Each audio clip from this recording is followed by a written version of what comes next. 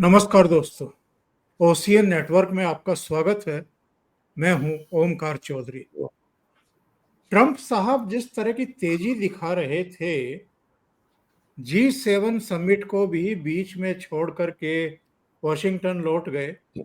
उस समय तो लगा पता नहीं ऐसी क्या तैयारियां हैं, ऐसी क्या इमरजेंसी है। और फिर जानकारी मिली कि पाकिस्तान के आर्मी चीफ फील्ड मार्शल, जिनको हम फील्ड मार्शल बोलते हैं, उनको भी वॉशिंगटन बुला रखा है। उनसे भी अलग से एक बातचीत हो रही है। हमारे प्रधानमंत्री को भी बुलाना चाहते थे कि आप क्रोएशिया जाने से पहले वॉशिंगटन होते जाइए। तो मोदी जी को तो बहुत सारी सूचनाएं मिल जाती हैं समय से, इसलिए वो नहीं गए। और उन्होंने कहा कि साहब इस समय तो बिल्कुल नहीं आ सकता हूं, मेरे पूर्व निर्धारित कार्यक्रम है। जानकारी ये मिली थी बीच में कि साहब अमेरिका भी इजराइल ईरान युद्ध में बस कूदने ही वाला है। उसके 28 फ्यूल टैंकर उड़े थे। इसके अलावा ये भी जानकारी मिली थी कि इटली से लेकर के पूरे मध्य एशिया में भी जहां जहां उनके सैन्य ठिकाने हैं वहां गतिविधियां तेज हुई हैं, तैनाती बढ़ा दी गई है।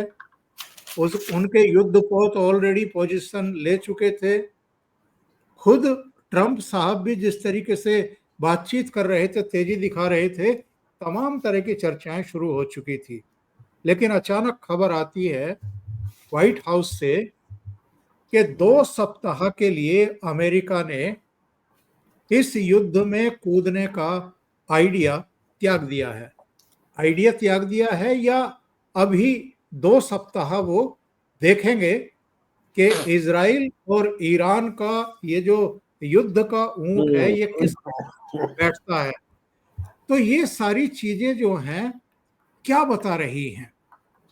क्या वो देखना चाहते हैं, ईरान को मौका देना चाहते हैं कि ईरान थोड़ा सोचे, या इधर पुतिन साहब ने जो एक धमकी नुमा चेतावनी दे दी थी अमेरिका को कि वो इस युद्ध से थोड़ा अलग ही रहे, क्योंकि फिर कुछ मिलीमीटर दूर पर महायुद्ध खड़ा होगा। और पुतिन और सी जिनपिंग की भी टेलीफोनिक टॉक्स हुई हैं। उनका असर है किस चीज का, इस पर हम चर्चा करेंगे, जानने की कोशिश करेंगे। मेरे साथ 2 खास मेहमान जुड़ रहे हैं। दिल्ली से जुड़ रहे हैं टेरिटोरियल आर्मी के पूर्व चीफ, युद्ध सेवा मेडल से अलंकृत और भारत को अपनी अप्रतिम सेवाएं देने वाले मेजर जनरल A.K. श्रीवास्तव। और ब्रिटेन से जुड़ रहे हैं अमजद अयूब मिर्जा साहब। दोनों को जोड़ करके चर्चा को आगे बढ़ाते हैं, जानने की कोशिश करते हैं। आप दोनों का बहुत स्वागत है। नमस्कार। नमस्कार जी, आप दोनों को मेरी तरफ से भी थैंक यू। और मिर्जा साहब का खास तौर से धन्यवाद, क्योंकि उनकी हेल्थ बहुत अच्छी नहीं है, लेकिन फिर भी ऐसा विषय और हमारे प्रति उनका एक स्नेह कि वो जुड़े हैं। बहुत अच्छी। शिवाज सर, मैं आपके पास आता हूं। सबसे पहले, अमेरिका ने जो 14 दिन का समय देने का फैसला लिया है या समय लेने का फैसला लिया है अपने स्तर से कि अभी हम 2 सप्ताह कुछ नहीं करेंगे, बस देखेंगे, इसके पीछे की रणनीति आप क्या समझ रहे हैं? मुझे लगता है मिर्जा साहब, जो चौधरी साहब, जो हुआ काफ़ी ठीक हुआ, क्योंकि ये सच्चाई है कि सिचुएशन काफ़ी ख़राब होती नज़र आ रही है इजराइल और ईरान के बीच में। जिस प्रकार से स्टार्टिंग में इजराइल लग रहा था बहुत हावी हो गया है, क्योंकि इसकी एयर कॉम्बैट पावर बहुत ज़्यादा है और लड़ाई ही एयर पावर की है। मगर अब क्योंकि ईरान के पास भी मिसाइल्स और रॉकेट का एक जखेड़ा है और उसके बाद ड्रोन्स भी हैं, वो धीरे धीरे वापसी कर गया है। और ये सच्चाई, उसने अभी हाइपरसोनिक मिसाइल भी यूज़ की हैं, air to air supersonic missile सिजाल भी आज यूज़ की है, और काफ़ी हद तक उसने नुकसान किया है इजराइल पे, स्पेशली टेल अवीव पे, हाइफा पे और जेरूसलम में। 15 से 20% जितनी उसने मिसाइलें दागी हैं, वो एक जो इंटीग्रेटेड एयर डिफेंस सिस्टम जिसको इम्प्रेग्नेबल बोल रहे थे हम एक टाइम, उसमें से निकल गए। उसकी वजह यह है कि इन्होंने अपनी ट्रिक चेंज किया, अपना स्टाइल चेंज किया है। जो 15-20 मिसाइलें इकट्ठी, जिससे सैचुरेट हो गया है आयरन डोम, और आयरन डोम की भी लिमिटेशन है थर्ड, और उसके अंदर जो इंटीग्रेटेड पेट्रोल मिसाइल है। तो ये सच्चाई है कि अब जो इवन सी लड़ाई नजर आ रही है कि दोनों ही एक दूसरे के ऊपर वार कर रहे हैं, पलटवार हो रहा है। तो ऐसे में जो इजराइल है वो बहुत ज्यादा प्रेशराइज कर रहा था अमेरिका को कि वो लड़ाई में दाखिल हो। अब ये एक क्वेश्चन था डोनाल्ड ट्रंप के सामने कि अगर वो लड़ाई में शामिल होते हैं तो क्या फायदा है, अगर नहीं होते हैं तो क्या फायदा है और क्या नुकसान, नुकसान भी देखना पड़ेगा। देखो सच्चाई यह है कि अगर वो लड़ाई में शामिल हो जाते तो फिर वो ये था कि पलड़ा भारी हो जाता, क्योंकि एक सुपर पावर है, 3 एयरक्राफ्ट कैरियर ग्रुप है उनके वहां पर, USS Nimitz, USS Vinson and USS Ford. उसके बाद उसके B-2 बॉम्बर्स हैं, JBU जो 57 बम है जिसको वो बंकर बस्टिंग बम बोलते हैं, उसका इस्तेमाल फोर्दो में हो सकता था जहां पर यूरेनियम एनरिच प्लांट है, और हो सकता था कि ईरान पे एक प्रकार से हावी हो जाते दोनों मिलके। मगर इसका नुकसान ये था कि क्योंकि रूस ने भी इसकी वार्निंग दी, रूस और चीन भी मिल गए थे, कहीं ना कहीं इस लड़ाई का दायरा बढ़ सकता था और रूस और चीन भी खुल के आ जाते ईरान के साथ, तो फिर ये लड़ाई कहाँ जाती इसका कहना मुश्किल है। मुझे लगता है ये दोनों बातें उन्होंने सोच विचार किया और एक बहुत ही, मैं कहूँगा, बैलेंस व्यू लिया कि 14 दिन में एक प्रकार से के बाद में डिसीजन लेंगे अमेरिका कि उसका क्या स्टेप होगा अगला, स्पेशली अमेरिका का। और मुझे लगता है ये 14 दिन की जो विंडो है इसका इस्तेमाल हो सकता है कोई ना कोई सलूशन निकालने के लिए, और उसकी वजह दो हैं। एक तो दोनों क्लेम करते हैं हम विक्टोरियस हैं, और क्योंकि दोनों को पता है कि जीतना बड़ा मुश्किल है। अब आपका क्वेश्चन ये आएगा, अगर ऐसा है तो फिर ये न्यूक्लियर हथियार जो अभी उसकी जो फैसिलिटी फोर्दो में है वो तो वैसी की वैसी बनी रहेगी। वो बात बिल्कुल ठीक है कि फोर्दो को अगर आपने न्यूट्रलाइज करना है तो अमेरिका का आना जरूरी है, क्योंकि बंकर बस्टिंग जो बम उनके पास ही B-2 बम्बर ही कैरी कर सकते हैं। मगर लड़ाई ज्यादा बढ़ती, इसलिए मुझे लगता है एक बहुत ही ज्यादा मेच्योर्ड और बैलेंस डिसीजन लिया है जो वर्ल्ड की शांति के लिए आने वाले समय में एक प्रकार से अच्छा प्रूव होगा। चौधरी साहब जी, मैं इस विषय पर फिर से आऊंगा आपके पास जनरल श्रीवास्तव, लेकिन एक और इसी से रिलेटेड विषय है, उस पर मैं डॉक्टर अमजद अय्यूब मिर्जा को जोड़ना चाहता हूँ। ये आसिम मुनीर को वाशिंगटन बुलाकर के लंच कराना, उनसे बातचीत करना, उनको शाबाशी देना, जानदार शानदार, उनको एक ऑफिसर बताना, और भारत और पाकिस्तान के बीच में जो 4 दिन का युद्ध हुआ उसे रोकने के लिए उनकी पीठ थपथपाना, और आसिम मुनीर का ये कहना कि साहब डोनाल्ड ट्रंप साहब की बहुत बड़ी भूमिका थी, इनको तो शांति का नोबेल पुरस्कार दिया जाना चाहिए। ये सब हो क्या रहा है मिर्जा साहब, आप थोड़ा सा जरा खुलासा करिए। देखिए चौधरी साहब और जनरल साहब, उसने शहबाज शरीफ को बनाया प्राइम मिनिस्टर ने आगे से उसको बना दिया फील्ड मार्शल। इसको अमेरिका ने खाने में बुलाया तो उसने कहा कि तू दे नोबेल प्राइज, तेरा नाम दे देते नोबेल प्राइज के। और ये मजाक भी चल रहा था कल कि जी मेन कोर्स जो है जो सर्व हुआ है व्हाइट हाउस में, उसमें मेन कोर्स जो है वो ईरान था, यानी ईरान सर्व किया गया प्लेट में रख के। देखिए ऑब्वियसली ये जो ईरान है, अफगानिस्तान है या हिंदुस्तान है, ये पाकिस्तान की सरहदें लगती हैं इन ममालिक के साथ, और ये तीनों ही मुल्क जो है अमेरिकन जो फॉरेन पॉलिसी है उसमें बड़ी अहमियत रखते हैं, अफगानिस्तान भी, ईरान भी और हिंदुस्तान भी। और आज से नहीं रखते, ये अंग्रेजों के ज़माने से, जिस तरह पुरानी बात करते हैं ना, तो कहते हैं अंग्रेजों के ज़माने से, यानी कई सौ साल से ये सिलसिला चल रहा है। पहले ब्रिटिश थे, सेकेंड वर्ल्ड वॉर के बाद अमेरिकन इन्फ्लुएंस बढ़ गया, तो इसको बुलाया उन्होंने इसलिए, और 6 दिन रखा वहां। देखिए आप, 6ठे दिन खाना खिलाया उसको, शाबाश, वेल डन, जी तुमने सब्र किया तो सब्र का नाम ये तुम्हें खाना खिलाते हैं। बात ये है कि अमेरिका को पाकिस्तान की इस वक्त शदीद ज़रूरत है एक जिसे कहते हैं ना डाकिये की शक्ल में। वो जो हमारे पुराने वक्तों में डाकिये होते थे ना, अब तो ईमेलें चल पड़ी हैं। तो पहले डाकिया आया करता था और वो डाक दे के जाता था, और फिर डाकिया आया करता था और उसको गांव में ख़त दिए जाते थे कि ये ख़त ले जाओ, हमने लिख दिया जवाब। तो ये पाकिस्तान का जो फौजी है, इनके तरक्की हो गई है, समझ लो सिक्योरिटी गार्ड की जॉब जो ये करते हैं बेसिकली मिडिल ईस्ट और दूसरी कंट्रीज के लिए, उससे अब एलिवेट होके अब ये डाकिये बन गए, इनकी प्रमोशन हो गई। अब ये मैसेंजर बनेंगे बिटवीन अमेरिका एंड ईरान। और ये ज़रूरत इसलिए पड़ी आसिम मुनीर की, मैं माफ़ी चाहता हूँ, मेरी आवाज़ थोड़ी ख़राब है जी जी, नहीं यार ठीक है, कोई दिक्कत नहीं। लेकिन ये देखें, अमेरिका को फंसाया है, अमेरिकन डीप स्टेट ने ट्रम्प को फंसाया है और बुरी तरह से फंसाया है।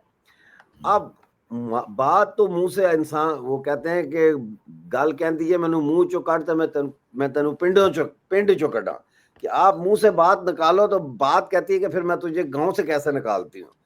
तो ये अब वो बात है कि डोनाल्ड ट्रंप ने जब ये ईरान का जो सिलसिला किया और इसमें जो अब इसने ये बात शुरू की, वो सैबोटाज हो गई तुलसी गबार्ड के बयान से, जिसमें उसने जो टेस्टिफाई किया कांग्रेस के सामने, और उसने कहा कि अमेरिकन इंटेलिजेंस की जो रिपोर्ट्स हैं उनके मुताबिक ईरान न्यूक्लियर, ये परमाणु या जौहरी हथियार या न्यूक्लियर वेपन्स जो है ये नहीं बना रहा। ना कोई हमें ऐसा एविडेंस मिला है जो इस डायरेक्शन में वो करे, हमें मतलब है कि शक दिलाए कि भाई शायद ये कर रहे। और जब डोनाल्ड ट्रंप से ये पूछा गया तो डोनाल्ड ट्रंप ने उसको ब्रश साइड कर दिया, उसने कहा आई डोंट केयर। मतलब है कि इसने पूरा ज़हन बना लिया था नेतन्याहू की बातों में आके, क्योंकि नेतन्याहू को ज़रूरत है कि अमेरिका जो है वो शामिल हो, ताकि उसके जो बंकर बस्टर, वो क्या है, वो बम शम है, वो इस्तेमाल किया जाए। ठीक है, फोर्डो में। हाँ जी, फोर्डो में। तो अब जब इस ट्रंप जब ने ये कदम उठाने शुरू किए, जिससे ये अमेरिकन को नजर आना शुरू हुआ कि ये तो किसी और ही रुख पे जा रहा है, तो ये तो मैगा था, ये तो मेटा बन रहा है, मेक अमेरिका ग्रेट अगेन की जगह ये तो make Donald Trump great again की तरफ जा रहा है। तो उसके खिलाफ न्यूयॉर्क टाइम्स, वॉशिंगटन पोस्ट, तमाम मीडिया में और लोगों में, और इवन के उनके अपना जो हल्का है उसके अंदर बड़ी ये एक डिबेट शुरू हो गई, और 2 दिन से ये डिबेट चल रही है। अगर आप अमेरिकन मीडिया पे जाके देखें तो कह रहे हैं कि ट्रंप तो आया था जंगें रुकवाने के लिए, ये तो आया था इस बात पर कि मैं जो स्टेट का जो अखराजात हैं, एक्सपेंसेस हैं, ये कम करूंगा, लेकिन ये तो किसी और ही दिशा में चल पड़ा है। तो अब इसलिए मैं ये, और उधर से एकदम चाइना और रशिया को भी कान हो गए कि भाई ये तो ट्रंप शायद मतलब है जा रहा है इस तरफ। तो एक तो आसिम मुनीर की मुलाकात में इस चीज के ऊपर बात हुई है कि कैसे इसको सॉर्ट, मैनू कड्डो, मुझे निकालो, ना इंसान मुझसे होता है ऐसे, मैं कभी कोई गलती कर देता था या अभी भी कर देता हूँ, तो फिर मैं अपने बेस्ट फ्रेंड को यह कहता हूँ यार ये हो गया, मुझे निकालो इस मुसीबत में से, ठीक है ना। तो अब ये उसने ये बात भी की होगी। दूसरा ये बात है कि ट्रंप को बड़ी सख्त जरूरत है रेयर अर्थ मिनरल्स की, वो गिलगित बाल्टिस्तान में और के उसमें बलूचिस्तान में और खैबर पख्तूनख्वा में वाफर मिकदार में मौजूद है। इसने वाशिंगटन में 4 सीजन होटल में जो इसने तकरीर की है पाकिस्तानी कम्युनिटी के बिजनेस पीपल से, इसने वहाँ कहा है कि हमारे पास तो 1 ट्रिलियन के डॉलर्स के वो हैं खजाने हैं और अमेरिका को हम वेलकम करेंगे कि वो आके एक्सट्रैक्ट करे यानी निकाले इनको, और वो भी 15-20 अरब डॉलर का फायदा अमेरिका को भी होगा, 15-20 अरब डॉलर का फायदा सालाना हमें भी होगा। तो ये सारी चीजें इस वक्त जो है वहां पे जेर बहस और जेर गुफ्तगू आई हैं। और मुझे मोदी जी की एक बात शायद मोदी जी ने की थी या किसने, कि वो कहते थे पाकिस्तान से बात करें, तो उन्होंने कहा जी हमें बताएं हम पाकिस्तान में किससे बात करें, वजीर आजम से बात करें, आर्मी चीफ से बात करें या प्रेसिडेंट से बात करें। तो डोनाल्ड ट्रंप को पता है कि किससे बात करनी है, उसको पता है इन सबका बाप कौन है, उसने बुला लिया, उसको बिठा लिया। और ये पाकिस्तान अब डबल गेम खेलेगा, मेरा अपना ये तज्जिया है, क्योंकि मैं रहा हूँ पाकिस्तान में मैंने देखा है उनको कि ये लोग जो है किस तरीके से ये लोग जो है ये काम करते हैं। मैंने अपनी आंखों से ये चीजें देखी हुई हैं और भुगता हुआ है इस चीज को। जी जी, चाइना को छाती के साथ लगा के रखेंगे कि तुम टेंशन मत लो, सीपैक चलेगा, हम सब कुछ होगा। अमेरिका को कहेंगे तुम टेंशन मत लो, सीपैक की ऐसी की तैसी, और ये अपनी प्रॉक्सीज के जरिए सीपैक को सैबोटाज करवाएंगे, तालिबान के जरिए और इनके जरिए और उनके जरिए, और टेररिज्म के नाम पे और पैसा अमेरिका से खींचेंगे कि और चाइना से भी खींचेंगे। तो ये इस तरह से डबल गेम खेलेंगे। लेकिन आखिर कब तक, वो कहते हैं ना कि बकरे की माँ कब तक खैर मनाएगी, एक दिन तो छुरी के नीचे आएगी। और वो छुरी कहाँ है, लोग ढूंढ रहे हैं उस छुरी को। वो छुरी पाकिस्तान के वो मजलूम अवाम है जिनके ऊपर फौज जुल्म कर रही है, वो पश्तून है जिनका जेनोसाइड हो रहा है, वो बलोच है जिनका जेनोसाइड हो रहा है। वो है वो छुरी जिसके नीचे पाकिस्तान आएगा, पाकिस्तान की आर्मी आएगी। ये जंग बहुत खतरनाक है, इसको रुकना चाहिए। और अगर ये नहीं रुकती तो मैं समझता हूँ कि इसके नेगेटिव असरात बहुत ज़्यादा होंगे। आज ही ईरान ने कह दिया है कि हम जो खुरमस की स्ट्रेट है वो बंद कर देंगे, और उससे जो है वो बिलियंस ऑफ डॉलर्स का डेली नुकसान होगा पूरी वर्ल्ड इकॉनमी को। जो ये आपका है तल अवीव में जो हिट की है इन्होंने स्टॉक एक्सचेंज बिल्डिंग को, ईरान ने, मतलब प्रिसाइज उन्होंने टारगेट हिट किया है, उससे 3% जो है वो स्टॉक एक्सचेंज इराक की नीचे आ गई है, अपना सॉरी इसराइल के नीचे आ गई है, जिससे 475 बिलियन डॉलर्स का नुकसान हुआ है एक दिन में। जी जी, बस अब आप बात करें। Thank you. सिवास साहब, आपको जोड़ते हैं। एक खबर ये भी आ रही थी कि अगर अमेरिका इस युद्ध में कूदता है, और जैसा कि नेतान्याहू चाह रहे थे कि B-2 बम वर्षक मिल जाए, और जो एक बम है स्पेशली जो फोर्डो में जाकर के उसको 292 या 295 फीट नीचे हिट कर सके, उसको खत्म कर सके, वैसा कुछ अमेरिका से मिल जाए, तो उसके बाद की स्थितियों को संभालने के लिए, और खास तौर से पाकिस्तान बलूचिस्तान के जरिए ईरान तक पहुंचे, उस रास्ते से, उस गलियारे से, इसलिए आसिम मुनीर को बुलाया गया था। ये भी एक थियरी चल रही थी। आपकी क्या जानकारी है, आसिम मुनीर को बुलाने के पीछे आखिर मकसद क्या था? देखो चौधरी साहब, सच्चाई ये है कि पाकिस्तान हरदम फ्रंट लाइन स्टेट रही है अमेरिका की। अमेरिका ने इसका इस्तेमाल किया था जब रशियन आए थे अफगानिस्तान में, तालिबान के अगेंस्ट भी किया। तो अमेरिका पाकिस्तान का इस्तेमाल हरदम करता रहा और ये नॉन नेटो अलाई है। और आप ये कहेंगे जब अल जवारी को मारा था, जो अलकायदा का लीडर काबुल के अंदर, तो ड्रोन कहाँ से उड़े थे? वो बलूचिस्तान से उड़े थे। तो पाकिस्तान के जो रिलेशनशिप हैं, ब्लो हॉट ब्लो कोल्ड तो रहे हैं अमेरिका के साथ, मगर उसने हरदम मदद की है, चाहे वो पैसा लेके की हो, क्योंकि वो पाकिस्तान अपना फायदा देखता है।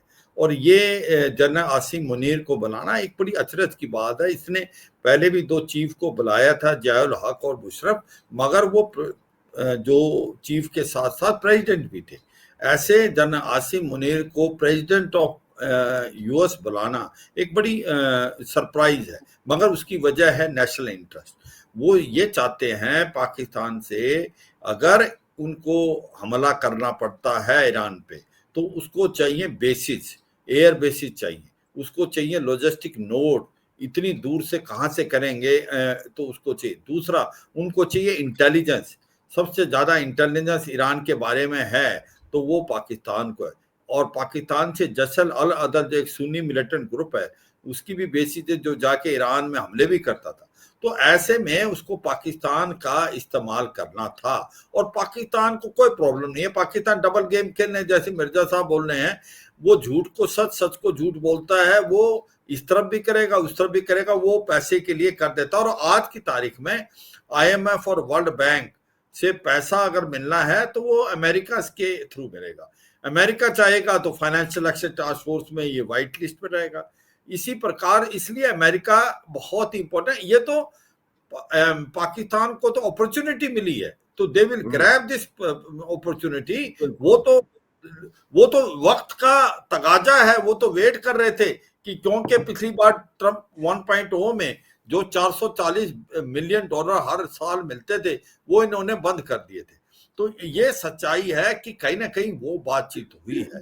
और दूसरा जो आपकी भी आसिम मुनीर को क्यों बोला, क्योंकि पता पाकिस्तान का सबसे जो इम्पोर्टेंट लीडर है और जिसके हाथ में पावर, वो कहते हैं हर देश के पास आर्मी है पर पाकिस्तान की आर्मी के पास देश है, वहां पर असली पावर इस्लामाबाद नहीं रावलपिंडी। तो उनको मालूम है Asim Munir is the person who matters.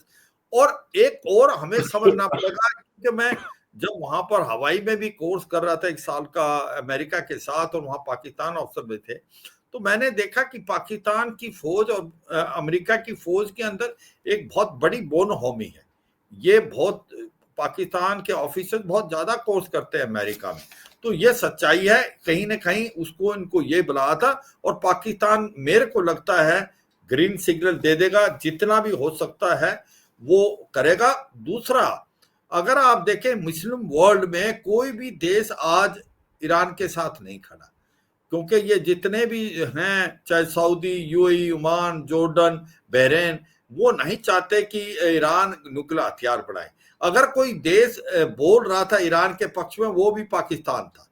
तो एक सच्चाई है, उसको भी तो बुलंद करना है कि आप चुप रहें और चुपके से अमेरिका की मदद करें। तो मुझे लगता है ये बड़ा इंपॉर्टेंट चीज था उनको बुलाना।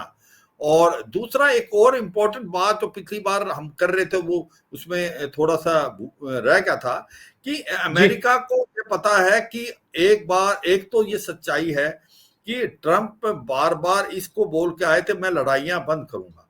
अगर वो जंप करते हैं तो लड़ाई बंद करने के बजाय वो तो खुद इन्वॉल्व हो गए, और एक बार वो इन्वॉल्व हो गए तो फिर वो पार्टी हो जाते हैं सिचुएशन में, फिर वो डिक्टेट नहीं कर सकते कि आप पीस करें। तो ये सच्चाई है कि उनको समझ आई है, चाहे उनका जो इंटरनल मीडिया है उसने प्रेशर डाला है। एक और बड़ी इंपॉर्टेंट चीज है, अगर खुदा ना खास्ता अमेरिका आ जाता है, अमेरिका की वल्नरेबिलिटी क्या है? अमेरिका की वल्नरेबिलिटी है जो उसकी 50 से 60 हजार के करीब लोग जो उनकी 8 इनकी परमानेंट बेसिस है। ये जो basis Saudi Arabia, UAE, Oman, जो इनके पास इंटीग्रेटेड एयर डिफेंस सिस्टम नहीं है। और जिस प्रकार से सटीक हमले ईरान कर रहा है अपनी मिसाइलों से, इनको बहुत नुकसान होने वाला था। आसान नहीं है ईरान के साथ। इम्पोर्टेंट पॉइंट है, बड़ा इम्पोर्टेंट पॉइंट। तो वो ये समझ गए कि ये दलदल है, इसके अंदर घुस के तो निकलना मुश्किल हो जाएगा। और फिर आप पूरी तरह, और उधर से चीन और रूस ने भी आंखें दिखाई। मुझे लगता है एक अच्छी सिचुएशन बिल्डअप हुई है, 14 दिन का टाइम दिया है, कुछ ना कुछ पॉजिटिव होगा ऐसा लगता है। अभी फिलहाल आने वाले कुछ दिनों के लिए अमेरिका इस युद्ध के अंदर डायरेक्ट नहीं आएगा। चौधरी साहब। और सर एक और जो महत्वपूर्ण पॉइंट जिसकी तरफ मिर्जा साहब ने भी इशारा किया था, मैं मिर्जा साहब के पास जाता लेकिन तबीयत उनकी ठीक नहीं है, और उनके पेशेंस की मैं सराहना भी करता हूं कि वो फिर भी हमारे प्रोग्राम में जुड़े हुए हैं। मैं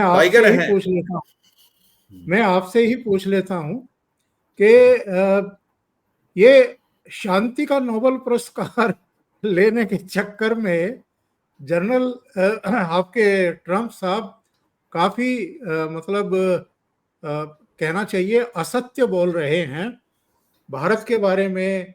और हमने नेगोशिएशन किया, हमने मध्यस्थता की, हमने सीज फायर किया।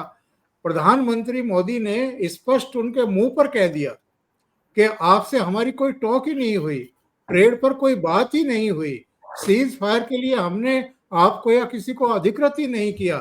वो फिर भी लगे जा रहे हैं केवल इसलिए कि वो शायद शांति का नोबेल लेना ही चाहते हैं, उसी के लिए एडमेंट है। अगर ये इराक और ईरान और इजराइल के युद्ध में फंस गए तो फिर तो वो पुरस्कार भी नहीं मिलेगा इनको।